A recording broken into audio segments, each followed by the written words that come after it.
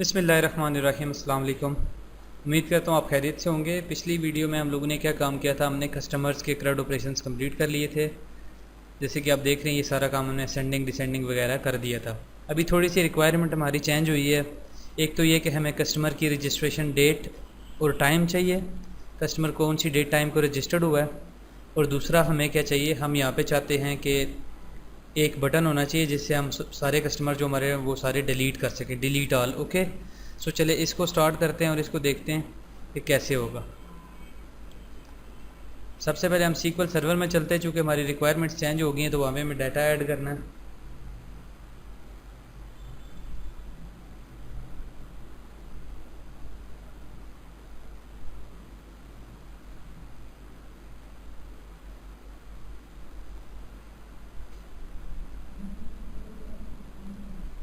Database में चलते हैं और कस्टमर्स का टेबल था मेरे ख्याल से, हमने अपने डेटाबेस का नाम रख दिया था और एक सॉरी कस्टमर लोन्स, कस्टमर के टेबल को डिज़ाइन करते हैं।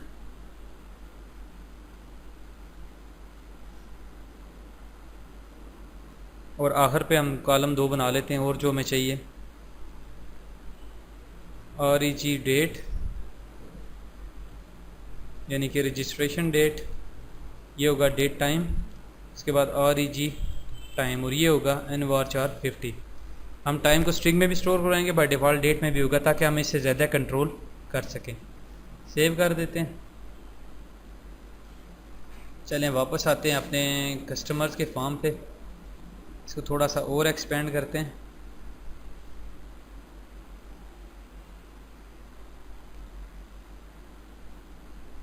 ये और इसे नीचे ले आते इधर, ये उसके बाद हम इन दोनों को क्या करेंगे, नीचे लेके आएंगे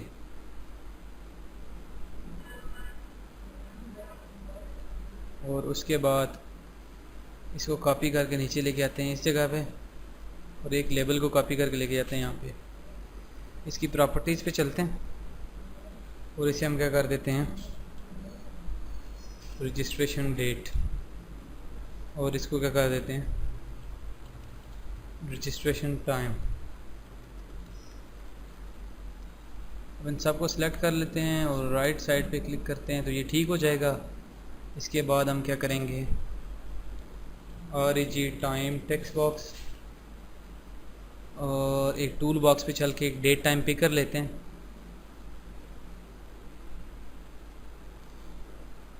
इसकी प्रॉपर्टीज़ पे चलते हैं, फ़ॉन्ट पे चलते हैं और इसको भी क्या कर देते हैं, 12 कर देते हैं। और इसकी फॉर्मेटिंग पे देखते हैं क्या है, फॉर्मेट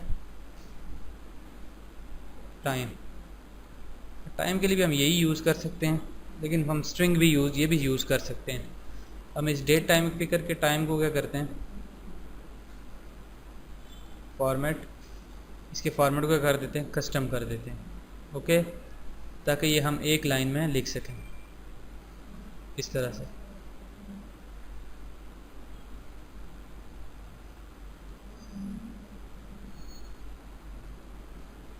ये थोड़ा सा बेहतर भी लगेगा इस तरह से, क्योंकि टाइम होता ही छोटा है तो इसलिए हम इसको इसमें लिख सकते हैं। उसके बाद इसको ऊपर ले चलते हैं, ये इसको थोड़ा सा और ऊपर कर देते हैं, ये सही है। उसके बाद इसको क्या करेंगे, थोड़ा सा और नीचे लेके आ जाएंगे और इसके साथ हम यहाँ पे इसको इधर लेके आते हैं और एक बटन लगा देते हैं यहाँ पे। इसी बटन की कॉपी बना लेते हैं।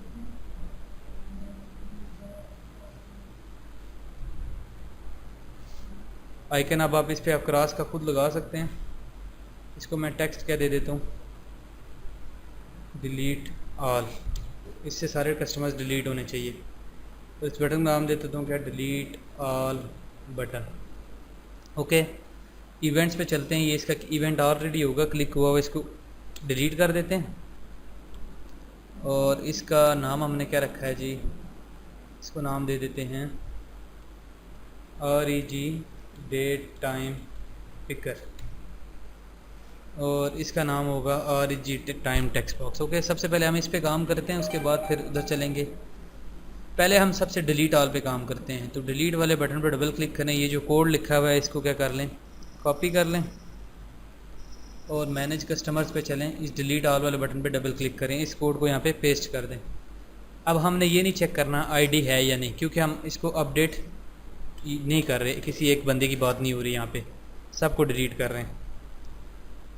तो इसको थोड़ा सा ये करते हैं। अब यहाँ पे डिलीट फ्रॉम कस्टमर्स या इसे ख़त्म कर देते हैं।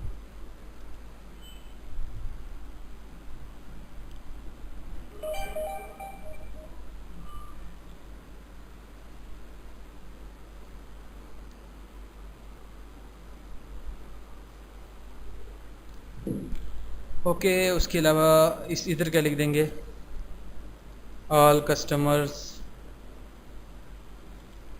और डिलीटेड फ्रॉम सिस्टम, फाइन। और इससे ऊपर हम चेक करेंगे कि कस्टमर कुछ पड़े भी हुए हैं कि नहीं। If customers data grid view dot rows dot count greater than 0, कि अगर उसमें एक से ज़्यादा कस्टमर्स पड़े हों तो फिर इन सब को क्या कर दो, डिलीट कर दो। ये कोड मैं एक्सप्लेन नहीं कर रहा, चूँकि बार बार ये आपको मैं पहले बता चुका हूँ।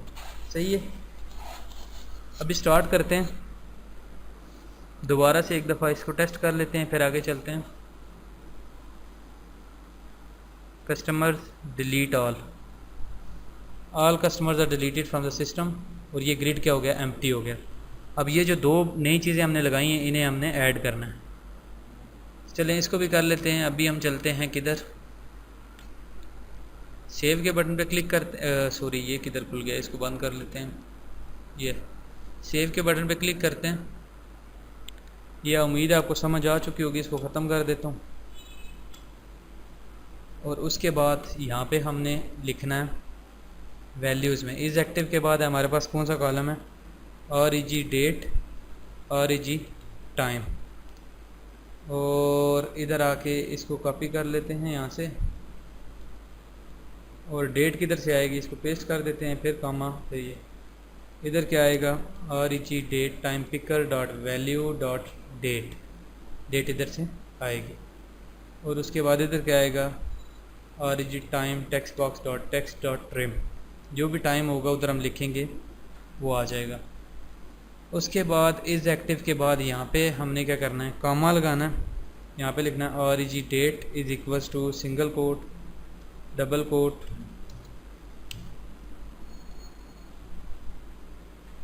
फिर डबल प्लस, फिर कॉमा लगाना है, और REG time is equals to,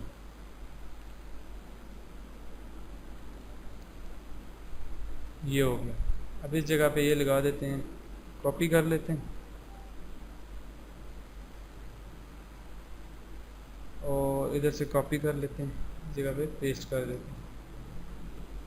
सही है, अपडेट के टाइम पे अपडेट कर देगा और डिलीट के टाइम पे डिलीट कर देगा। लेकिन अपडेट के टाइम पे अगर आपको याद हो तो हम ग्रिड पे डबल क्लिक करके डाटा भी लोड करते हैं। तो इसके डबल क्लिक इवेंट पे चलते हैं, ये सेल डबल क्लिक इवेंट, और इसके बाद हम लोग लिखेंगे क्या, REG date time picker dot value is equals to convert dot to date time, और उसके बाद customers data grid view dot current row dot cells, कौन सा सेल है, 6 पे डेट पड़ी हुई है, डॉट वैल्यू। उसके बाद REG time text box dot text is equals to customers data grid view dot current row dot cells, कौन सा सेल है, सेल नंबर 7, ये वाला सेल नंबर क्या होगा, 6। उसके बाद dot value dot to string, ठीक है, ये हो गया। अभी हम इसको स्टार्ट करके देखते हैं पहली दफ़ा क्या होता है। सबसे पहले हम एक कस्टमर्स को डिफ़ाइन करेंगे। इन पे अगर आप वैलिडेशन लगाना चाहते हो तो जैसे हमने यहाँ पे लगाई थी वैसे आप वहाँ पे भी लगा सकते हो, सही है। अच्छा, मैं यहाँ पे लिखता हूँ क्या, मोहम्मद अहमद, मोबाइल नंबर उसका लिख देता हूँ।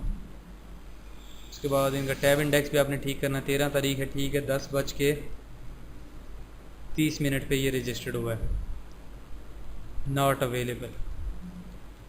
सेव कर लेते हैं। और ये हमारे लिए एक्सेप्शन, एक अच्छी सी एक्सेप्शन जनरेट होगी। इसे हमने पढ़ना क्या कह रहा है। द कन्वेनियंट वार्च और data type to date time resulted in. अच्छा, अब हम इसकी डेट देखते हैं। इधर क्या है, इधर डेट टाइम ही है, इसको सेव हमने किया था, डेट टाइम है, हाँ सही है। अच्छा, स्टॉप कर लेते हैं क्या जी, यहाँ पे डिज़ाइन पे चलते हैं। और ई जी डेट, डेट टाइम, और ई जी टाइम एंड वार्च और।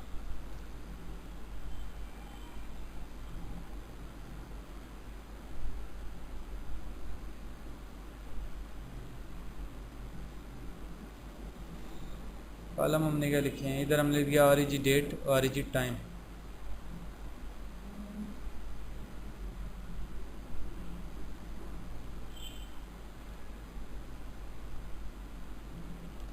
अच्छा, for the time being testing purpose के लिए मैं इसे क्या करता हूँ, डॉट टू स्ट्रिंग करके देखता हूँ क्या होता है, फिर आगे चलते हैं।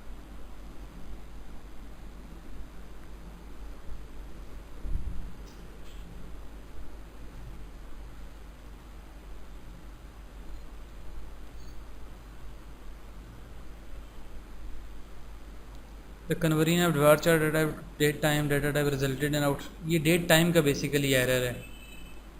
ये जो हमने डेट टाइम वाली फील्ड रखी है, इंसर्ट इनटू, ये तो हम क्या करते हैं, इसका ये ख़त्म कर दें। अगर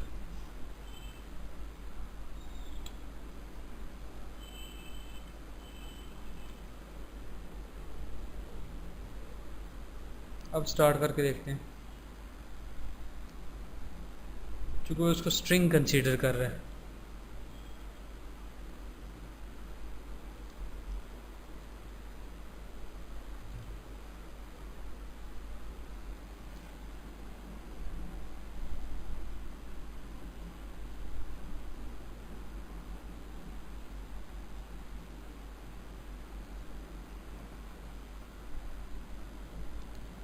ये डेट टाइम पिकर जो है इतना जो है वो आसान नहीं होता,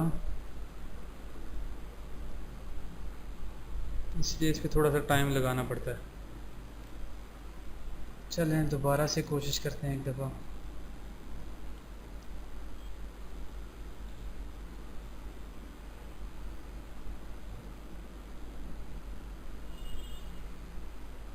address the multi part date time value dot could not be found. वही बात है कि अब हमारे पास मसला आ गया। तो इस मसले का एक हल है, चूँकि ये इसको एज अ स्ट्रिंग कंसीडर कर रहा है और हम इसे क्या देना चाहते हैं, हम इसे डेट टाइम देना चाहते हैं। तो उसका ये सोल्यूशन होता है कि हम यहाँ पे पैरामीटर डिफाइन कर दें। वो कैसे करेंगे, सिंगल कोट, डबल कोट, फिर इसमें डबल प्लस, और यहाँ पे हम एक पैरामीटर का नाम लिख देते हैं क्या, और ई जी डेट। ये जब भी आप डेट टाइम पिकर के साथ करेंगे तो फिर ये आपको ये काम करना पड़ेगा। इसको ऐसे ख़त्म कर दें। ये हमने एक पैरामीटर दे दिया, इसको कॉपी कर लेते हैं और ये इस जगह पे भी कर देते हैं। थोड़ी सी अब हमें कोड की चेंजेस करनी पड़ेंगी। डायरेक्टली पहले हम यहाँ पे लिख रहे थे कोड, अभी हमने यहाँ पे बताना है, चूँकि हम पैरामीटर दे रहे हैं तो हमने बताना है यहाँ पे कि हम स्टोर प्रोसीजर नहीं यूज़ कर रहे। Command type is equal to command type dot text, और उसके बाद ये एक पैरामीटर जो हम पास कर रहे हैं ना, ये वाला पैरामीटर, इसको हमने ऐड भी करना है कि इसकी वैल्यू किधर से आएगी। यहाँ पे हमने लिखना है क्या,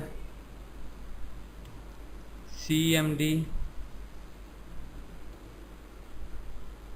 dot parameters dot add with value. यहाँ पे पैरामीटर का नाम लिखना है डबल कोट्स में जो हमने ऊपर डिफाइन किया है, और उसके बाद उसकी वैल्यू देनी है। वैल्यू कहाँ से आएगी, और G date time picker dot value dot date. उम्मीद है ये हमारे लिए काम करेगा। इस बिट कंट्रोल को बजाय हमने वहाँ पे लिखने के, चूँकि वो इस हर चीज़ को क्या कर रहा था, स्ट्रिंग कंसिडर कर रहा था। हमने कोशिश की है कि हम इसे पैरामीटर में देखें। स्टार्ट करते हैं, कस्टमर्स,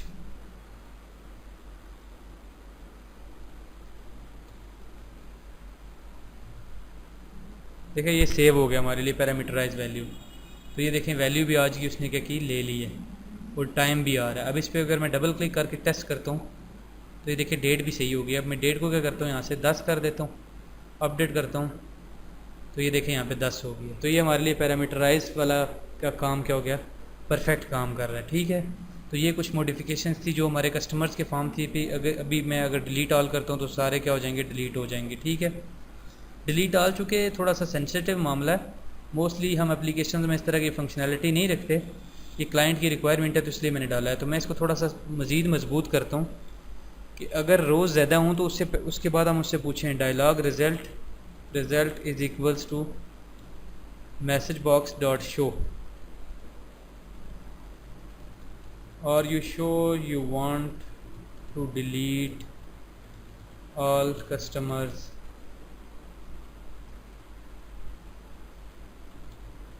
कंफर्म।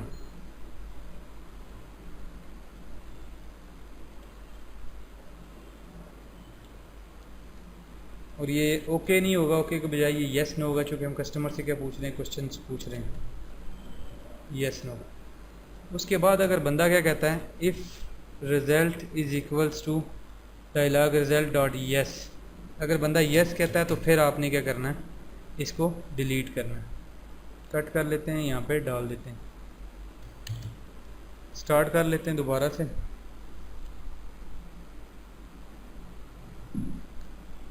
लॉग इन कर देते हैं, मैनेज कस्टमर्स, यहाँ पे कुछ लिखता हूँ, यहाँ पे कुछ लिखता हूँ, यहाँ पे कुछ लिखता हूँ, और यहाँ पे कुछ टाइम दे देता हूँ, सेव। अगर मैं अब डिलीट ऑल पे क्लिक करता हूँ तो देखो पूछ रहा है are you sure you want to delete all customers, मैं कहता हूँ नो। अगर येस करता हूँ तो सारे क्या हो जाएंगे, डिलीट हो जाएंगे। ठीक है, तो ये कस्टमर की अपडेट हमारी क्या हो गई है, कंप्लीट हो चुकी है। अब नेक्स्ट हम लोग जो बढ़ेंगे वो होगा कस्टमर लेजर्स की तरफ, तो वो इंशाल्लाह हम नेक्स्ट लेक्चर में करेंगे।